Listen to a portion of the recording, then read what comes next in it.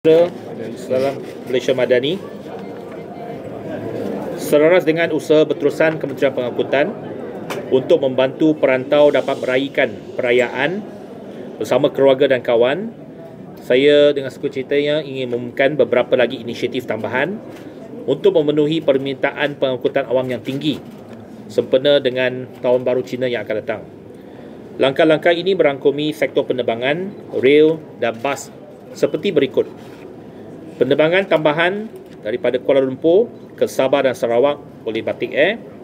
Yang kedua, penambahan trip ETS KTM dari Kuala Lumpur ke Ipoh dan Padang Besar. Dan ketiga, pembukaan permohonan lesen perubahan sementara LPS untuk bas tambahan. Yang pertamanya, penerbangan tambahan.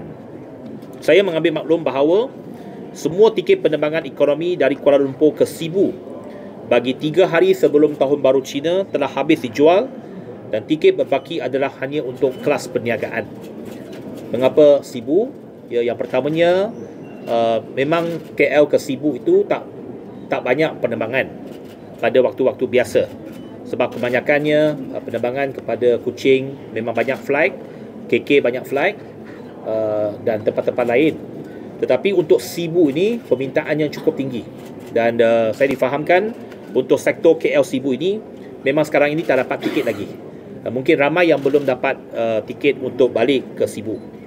Susulan itu, pihak kami telah meminta kerjasama Batik Air Malaysia untuk menyokong usaha Kementerian Pengangkutan untuk menambah baik kapasiti penerbangan dari Kuala Lumpur ke Sibu. Sukacita saya mengumumkan bahawa Batik Air Malaysia telah menyambut seruan Kerajaan Malaysia dengan menawarkan penerbangan tambahan untuk 6 dan 7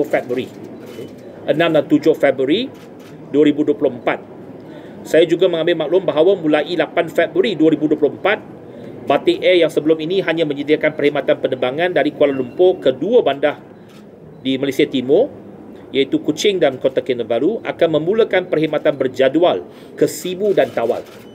Jadi penerbangan tambahan itu merupakan satu laluan baru untuk Batik Air, di mana pada mulai 8 Februari mereka akan ada regular flights ke Tawau dan juga ke Sibu.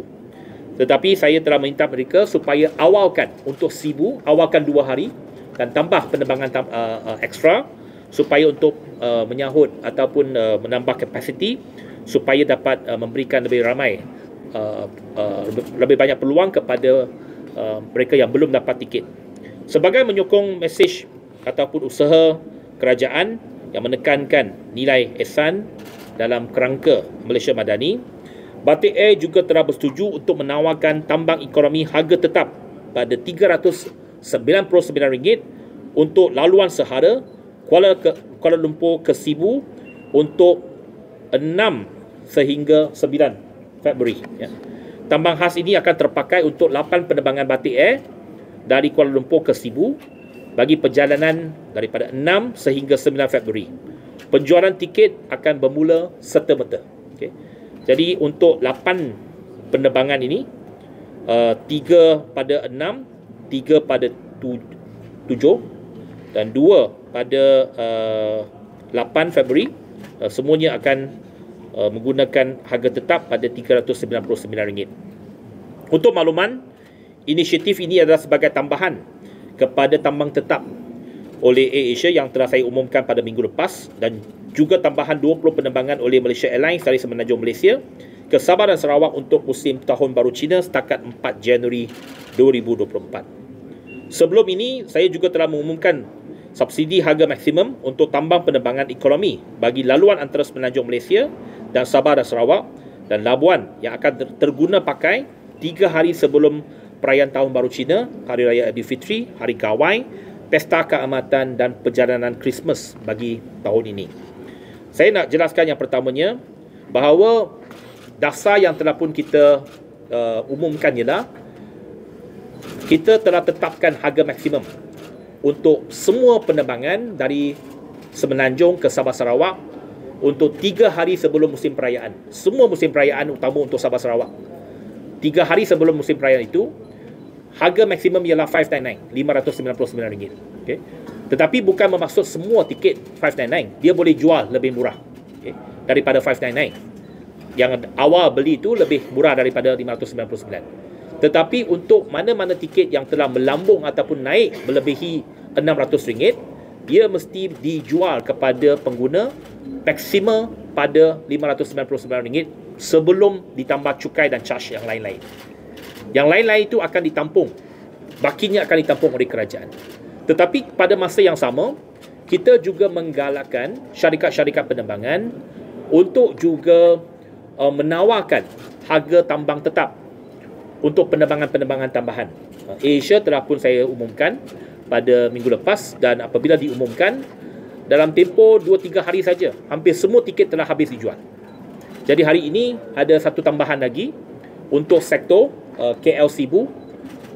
Untuk tarikh-tarikh yang telah saya sebutkan, dia dijual pada RM399 one way, tetap untuk semua kelas ekonomi. Jadi ini yang sesuatu yang telah pun merupakan tambahan daripada Batik Air.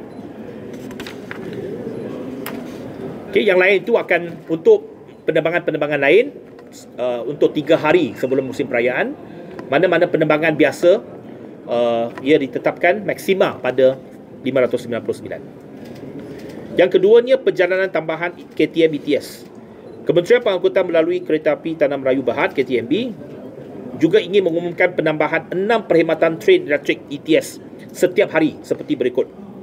4 perkhidmatan tambahan sehari bagi laluan KL Sentral Ipoh, KL Sentral pada 7 Februari hingga 13 Februari 2024. 2 perkhidmatan tambahan sehari bagi laluan KL Sentral, Padang Besar dan KL Sentral pada 7 hingga 10 Mac, 7 Februari hingga 10 Mac 2024. Untuk makluman, 2 daripada 4 perkhidmatan tambahan KL Sentral Ipoh, KL Sentral adalah train express yang hanya akan mengambil masa 2 jam sehala berbanding masa perjalanan biasa iaitu 2 jam 40 minit.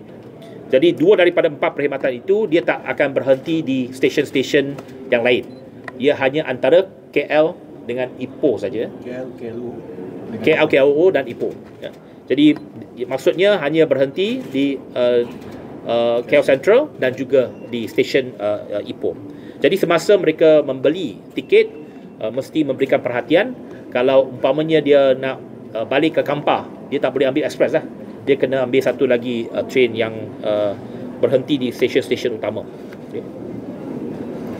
Train express ini hanya akan berhenti seperti yang saya katakan 3 stesen saja, iaitu KL Sentral, KL dan Ipoh. Keseluruhan tiket tambahan yang ditawarkan sepanjang Tahun Baru Cina dan cuti sekolah adalah sebanyak 29,526 tempat. Untuk 32 perkhidmatan ETS sedia ada, jumlah tiket yang ditawarkan adalah sebanyak 10,180 sehari. Okay. Dan kebanyakannya telah pun dijual. Tiket-tiket train tambahan tersebut akan mula dijual kepada orang ramai bermula pada 15 Januari. 15 Januari, hari Isnin. Okay. Iaitu Isnin depan pada jam 12 tengah hari. Orang ramai boleh membuat pembelian tiket melalui aplikasi KTMB Mobile, Kids dan juga di kios-kios tiket yang tersedia di semua stesen-stesen utama KTMB. Inisiatif ini diadakan bagi memenuhi permintaan penumpang yang tinggi ketika musim perayaan serta menggalakkan orang ramai menggunakan pengangkutan awam untuk pulang ke kampung halaman dengan selesa dan selamat. Para pengguna juga disarankan agar merancang perjalanan mereka untuk tiba awal di stesen bagi urusan dokumentasi di pintu masuk. Dan terakhir, lesen perubahan sementara LPS perayaan. Bagi menampung permintaan bas yang tinggi, Kementerian Pengangkutan melalui Agensi Pengangkutan Awam Darat APAD akan membuka permohonan lesen perubahan sementara LPS perayaan bermula 15 Januari sehingga 2 Februari 2024. Permohonan ini akan membenarkan bas kategori lain untuk menawarkan perkhidmatan membawa penumpang balik kampung sempena musim Tahun Baru Cina sekiranya menepati syarat. Tempoh salaku LPS ini adalah daripada 7 Februari sehingga 18 Februari 2024. Langkah ini pada tahun lepas berjaya menambah sejumlah 296 buah bas dan dijangka bilangan ini akan lebih tinggi bagi tahun ini.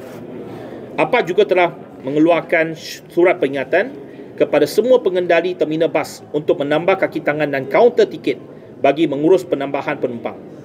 Penggunaan tiket bersama kod QR juga digalakkan agar tidak perlu ke kaunter.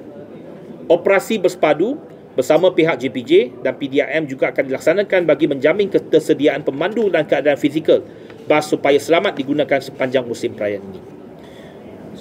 Secara kesimpulannya, saya ingin merakamkan ucapan terima kasih kepada semua agensi terlibat di bawah Kementerian Pengangkutan dan juga syarikat-syarikat sektor pengangkutan yang telah bertindak seiring dengan hasrat kerajaan untuk memudahkan pergerakan rakyat Malaysia pulang ke kampung. Diharapkan koordinasi yang erat, teratur dan bersepadu oleh pelbagai pihak dalam sektor pengangkutan boleh dijadikan contoh untuk merancang pergerakan penumpang pengangkutan awam untuk perayaan-perayaan akan datang.